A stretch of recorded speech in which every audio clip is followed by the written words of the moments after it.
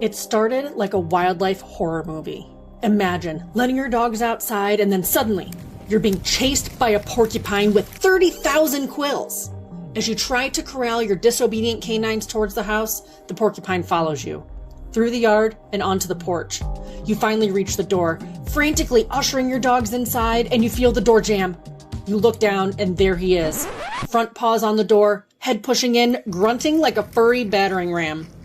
Weeks of porch chewing, food begging, and door shoving followed until a family was essentially held hostage by a porcupine.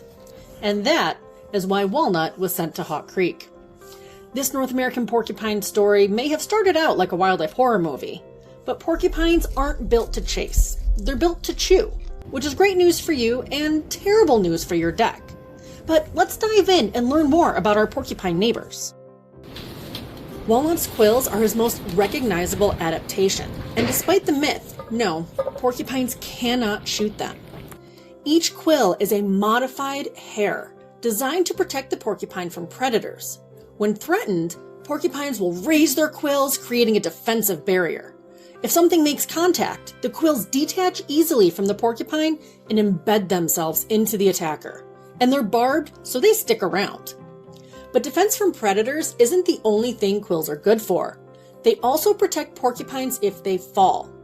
Walnut, like all porcupines, is an excellent climber and spends most of his life in the trees. Using their curved claws and strong feet, porcupines move confidently along branches, which is impressive for an animal shaped like a couch cushion. But if he slips and falls, those amazing quills help to absorb the shock and minimize injury. This defense and protection allows porcupines to survive without speed. They move slowly and deliberately, spending most of their lives in trees. But trees aren't just a place for safety, they're also a source of food. Porcupines like Walnut feed on bark, twigs, and the woody parts of trees. Maple is one of his favorite foods. Now, porcupines are the second largest rodent in North America, and like all rodents, Walnut's teeth never stop growing. Walnut doesn't just chew for fun, it's a full-time professional commitment and essential for survival. That orange color in his teeth isn't because he skipped flossing, it's actually iron in the enamel of his teeth, making them super strong. But that constant chewing plays an important role in the ecosystem.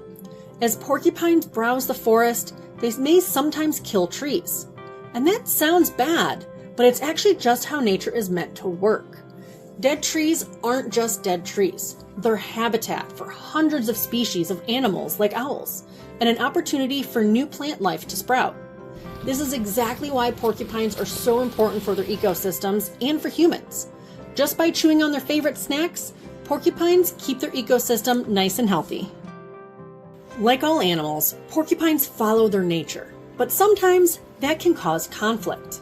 Because porcupines have to chew constantly, they're often not welcomed guests. Walnut himself was known for trying to enter human homes, and that habit would have eventually gotten him into serious trouble.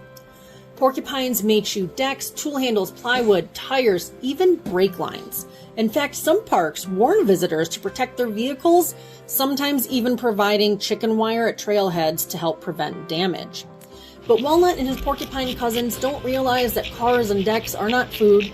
Walnut has never paid for deck repairs, but he has damaged several, and that damage can be genuinely frustrating.